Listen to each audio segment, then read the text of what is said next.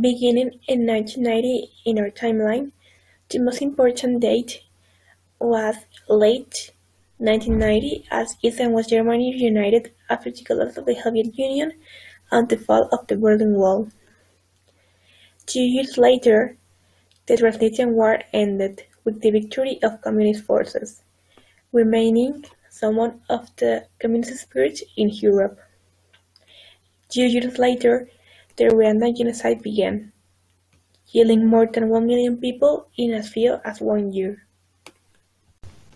In 1995, Aung San Suu Kyi is free from house arrest after fighting for the independence of Myanmar. 2 years later, Princess Diana of Wales dies, and 1 year later the Second Congo War kills more than 5.4 million people, making it the deadliest war since World War II. And in 1990, a big shift to the world's economy begins as Europe adopts the euro as its main currency. In the year 2000, the population of India reaches 1 billion citizens. And 1 year later, the SARS pandemic begins in China. 2 years later, the Indonesian tsunami kills more than 200,000 people around Asia and some parts of Africa, making it the deadliest natural disaster of modern times.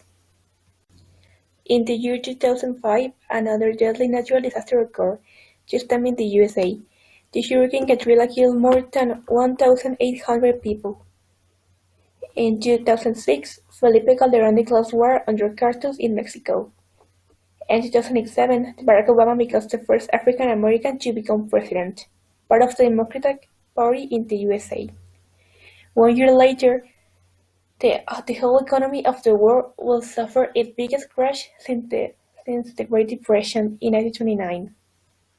And 1 year later, the swine flu began in Mexico, spreading to the whole world and being declared as a pandemic. In the following year of 2010, another deadly disaster will occur. The Haitian earthquake will kill more than 300,000 people. And 1 year later, the Japanese tsunami kills more than 16,000 people, and it also damaged the Fukushima nuclear plant, which will cause several disasters in the Japanese coast and nuclear waste spillings in the seas. In 2013, Russia annexed Crimea, starting a war. In 2004, the Ebola outbreak in Western Africa begins, releasing one of the most deadly diseases known to men, and killing more than 16,000 people in 1 year. In 2015, doctors of Cuba make a major medical achievement as they eradicate syphilis and HIV transmission from mother to child during pregnancy. In 2017, British people voted for Brexit as a solution of the conflicts between the European Union and the UK. 1 year later, the September earthquakes killed more than 400 people in Mexico, making it the most deadly disaster in 2017. In 2019, Juan Guaidó declared himself President of Venezuela, ignoring the reign of President Nicolás Maduro.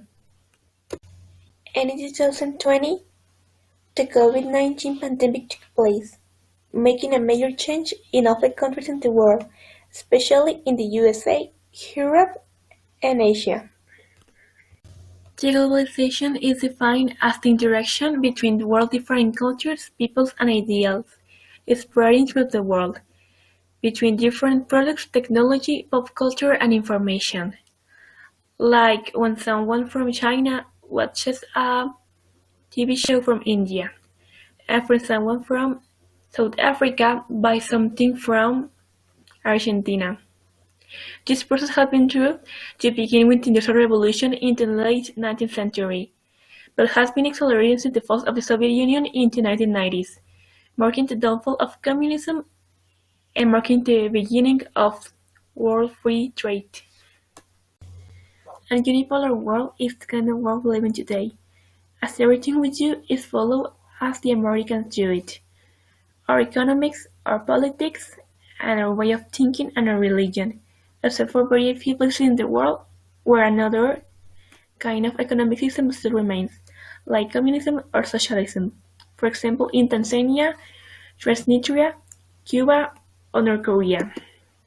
Some marked the beginning of the digital era as part of the Industrial Revolution in the late 90s, taking place mostly in England and in Europe.